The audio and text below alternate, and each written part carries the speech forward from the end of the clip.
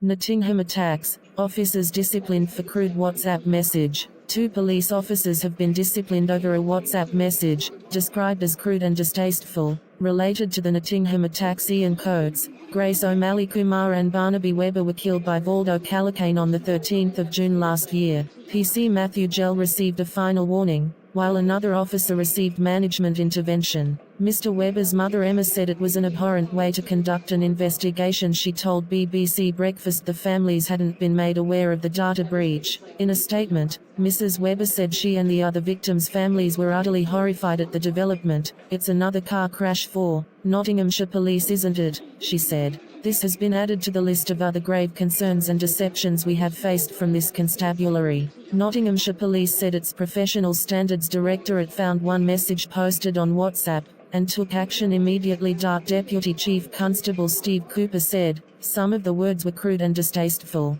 After a thorough review by Professional Standards Directorate, PSD, one other officer was subject to management intervention. No other officers were found to have committed misconduct. It is vitally important that the public are made aware of any action by an officer who falls below the extremely high standards we set, and that is why these misconduct hearings are held in public. All officers have been reminded of the appropriate use of WhatsApp as a result of this misconduct hearing. The misconduct hearing previously heard PC Gell used systems to look up 32-year-old Callacane following his arrest. The PC's hearing also found he breached strict professional policing standards by sharing information about the case in a text message on the 13th of June. He admitted his lapse of judgment amounted to gross misconduct. PC Gell was subsequently issued with a final written warning. Callacane was sentenced to a hospital order last month after admitting 3 counts of manslaughter on the basis of diminished responsibility. He also admitted the attempted murder of 3 others who were hit by a van. The case has prompted a series of reviews into the NHS,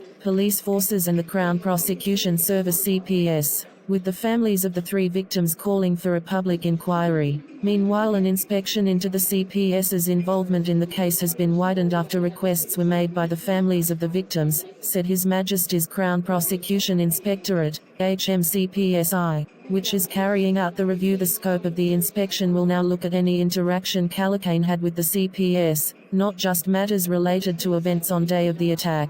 The HMCPSI will also investigate the prosecution's decision to accept a manslaughter plea, and whether the CPS met its duties to consult with families ahead of accepting pleas.